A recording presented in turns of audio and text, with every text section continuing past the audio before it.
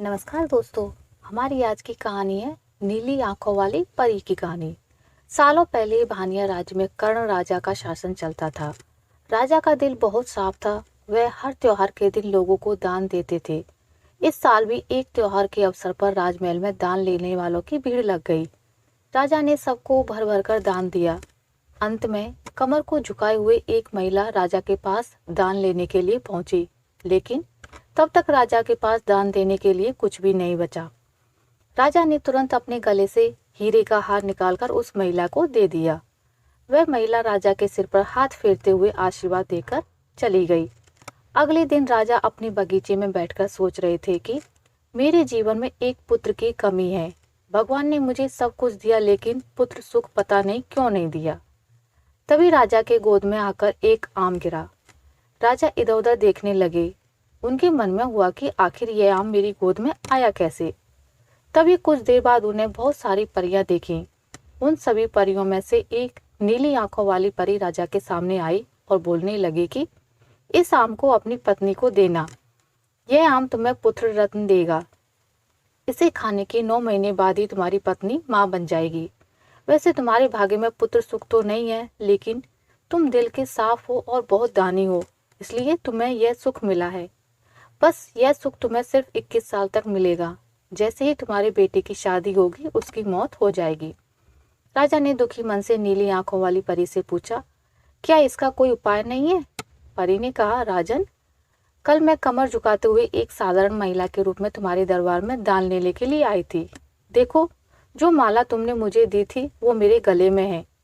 तुम्हारे इसी कर्म और दूसरों की मदद करने की भावना के कारण मैं तुम्हें पुत्र का आशीर्वाद देने के लिए आई हूँ। लेकिन तुम्हारा बेटा 21 साल से ज्यादा नहीं जी पाएगा। फिर भी तुम उसकी मौत होते ही उसे एक संदूक में डाल देना। उसके बाद संदूक में 4 दही के घड़े रखना और बीच जंगल में लाकर छोड़ देना। इतना कहकर नीली आंखों वाली परी वहां से ओझल हो गई।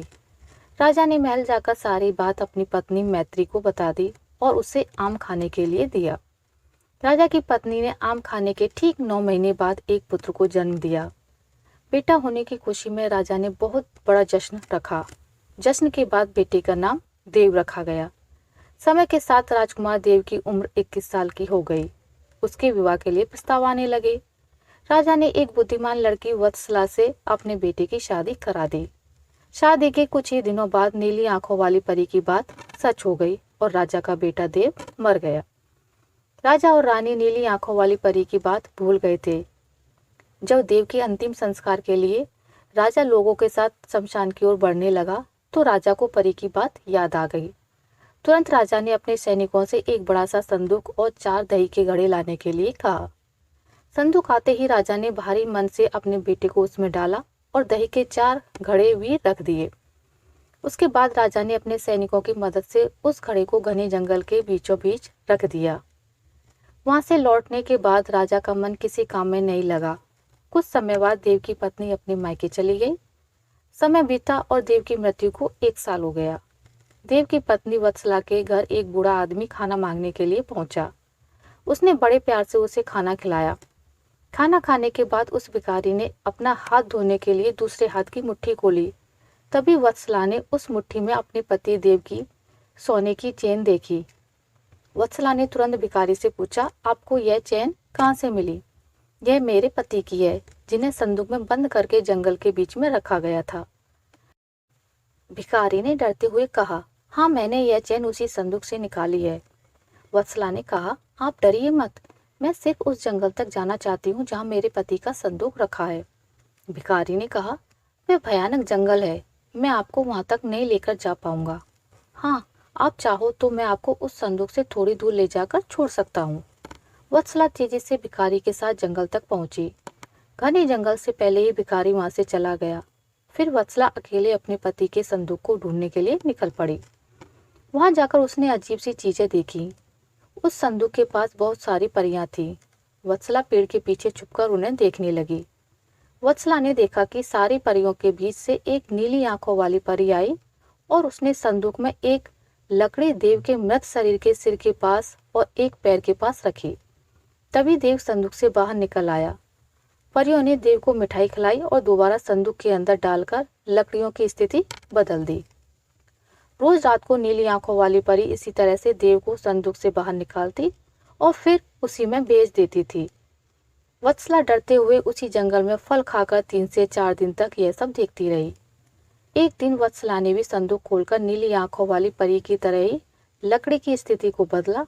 तभी देव संदूक से बाहर निकल आया। देव ने जैसे ही अपनी पत्नी को देखा वह हैरान हो गया। देव कुछ बोल ही रहा था कि अचानक वत्सला बोल पड़ी, मैं आपको इस जंगल में इस स्थिति में रहने नहीं दूंगी, आपको मेरे साथ चलना होगा। देव ने वत्सला को समझाते हुए कहा, मैं नीली आंखों वाली परी की वजह से ही इस दुनिया में आया हूँ। मैं उनकी आज्ञा के बिना कहीं नहीं जा सकता। तुम मेरे संदूक में रखा हुआ एक घड़ा अपने साथ लेकर मेरे राज्य चली जाओ। वहाँ चुप कर रहना। तुम्हें 9 महीने बाद एक पुत्र होगा, तब मैं तुमसे मिलने आऊँगा। अब तुम लकड़ी की स्थिति बदलकर मुझे पहले की तरह संदूक में जाने दो। वत्सला ने अपने पति के कहे अनुसार ही किया। सबसे पहले संदूक में पति को भेजा, फिर वह दही का एक घड़ा लेकर रूप बदलने के बाद राजमहल पहुंची और रानी को चिट्ठी भेजकर रहने के लिए जगह मांगी। रानी ने दया करके उसे राजमहल के पास ही एक कमरा रहने के लिए दे दिया। जब रानी को पता चला कि वह गर्भवती है तो रानी उसका ख्याल भी रखने लगी। जब वत्सला ने बच्चे को जन्म दे दिया तो देव उससे मिलने के लिए आया।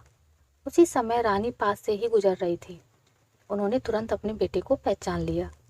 रानी सीधे देव के पास पहुंची और पूछने लगी, यह तुम्हारी पत्नी है, यह तुम्हारा पुत्र है, तुम जीवित हो, अब मैं तुम्हें कहीं नहीं जाने दूंगी। देव ने कहा, माँ, मैं आपके साथ नहीं रह सकता। इसका एक ही उपाय है, आपको अपने पोते के लिए एक उत्सव रखना होगा। आप उसमें सारी परियों को बुलाइए। जब परियां आ जाएं तो नीली आंखों वाली परी का बाजूबंद किसी तरह निकालकर जला देना। उसके बाद नीली आंखों वाली परी से मेरे जीवन का वरदान मांग लेना। इतना कहकर राजकुमार देव वहां से चला गया। उसकी माँ ने दुखी मन से उसे विदा किया। कुछ ही दिनों में रानी मैत्री ने अपने बेटे देव के कहे अनुसार जश्न रखा और सारी परियों को भी बुलवाया। सभी जश्न में डूबे हुए थे। तभी रानी मैत्री का पोता रोने लगा। रोते बच्चे को देखकर नीली आंखों वाली परी ने उसे अपनी गोद में उठा लिया। तभी रानी मैत्री ने परी से कहा, देखिए ना, इसे आपका बाजूबंद पसंद आ गया है। तभी तो आपके पास आते ही इसने रोना बंद कर दिया। क्या आप कुछ देर के लिए अपना बाजूबंद इसे खेलने के लिए दे देंगी? परी ने तुरंत अपना बाजूबंद उस बच्चे को दे दिया। रानी मैत्री को इसी मौके का इंतजार था। उसने सबकी नजरें बचाते हुए उस बाजूबंद को आग में डाल दिया। नीली आंखों वाली परी ने अपने जलते बाजूबंद को देखकर रानी मैत्री से पूछा, आपने यह क्या किया? अब हम आपके बेटे देव को अपने पास उस जंगल में नहीं रख पाएंगे। यह सुनते ही रानी मैत्री ने रोते हुए परी से प्रार्थना की। उन्होंने कहा, आपकी कृपा से मुझे बेटा हुआ था, अब आपको ही कृपा करके मेरा बेटा लौटाना होगा। मैं आपसे अपने बेटे देव की भीख मांगती हूँ। नीली आंखों वाली परी को माँ का प्यार देखकर दया आ गई और उन्हें आशीर्वाद दे दिया। परी के आशीर्वाद से राजकुमार देव संदूक से निकलकर घर लौट आया। राजकुमार अपने परिवार के साथ खुशी खुशी रहने लगा। विनम्रता से सबका दिल जीता जा सकता है और सब्र व सही रणनीति से इंसान मुश्किल काम को भी पूरा कर लेता है।